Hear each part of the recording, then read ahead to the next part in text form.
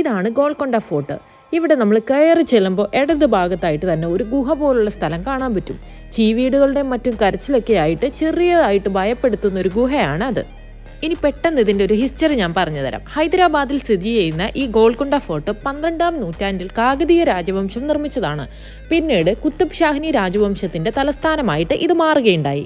ഇവിടുത്തെ മതിലുകളുടെ പ്രത്യേകത പറയുകയാണെന്നുണ്ടെങ്കിൽ 8 കിലോമീറ്റർ നീളമുണ്ടെന്നാണ് പറയപ്പെടുന്നത്. അതുപോലെ തന്നെ കോഹിനൂർ ഡയമണ്ട്സിനെ പറ്റിയിട്ട് നിങ്ങൾ കേട്ടിട്ടില്ലേ? അത് ഗോൾക്കൊണ്ട ഫോർട്ടിൻ്റെ സമീപത്തുള്ള വജ്രഖനിയിൽ നിന്ന് കിട്ടിയതാണെന്നാണ് പറയപ്പെടുന്നത്. 1687 മുഗൾ ചക്രവർത്തിയായ ഔറംഗസീബ് ഈ കോട്ട പിടിച്ചെടുത്തെങ്കിലും ചരിത്രത്തിന്റെ നിഘണ്ടുവിൽ ചെറുത്തുനിൽപ്പിന്റെ കരുത്തുമായി ആദ്യ സ്ഥാനത്ത് തന്നെ ഗോൾക്കൊണ്ടയ്ക്ക് നിലയുറപ്പിക്കാൻ കഴിഞ്ഞിട്ടുണ്ട്. ടൂറിസം ഡെവലപ്മെന്റിന്റെ ഭാഗമായിട്ട് എല്ലാ ദിവസവും വൈകിട്ട് 6:30 മണിക്ക് ഇവിടെ ലൈറ്റ് ആൻഡ് സൗണ്ടിന്റെ ഷോ ഉണ്ടായിരിക്കുന്നതാണ്.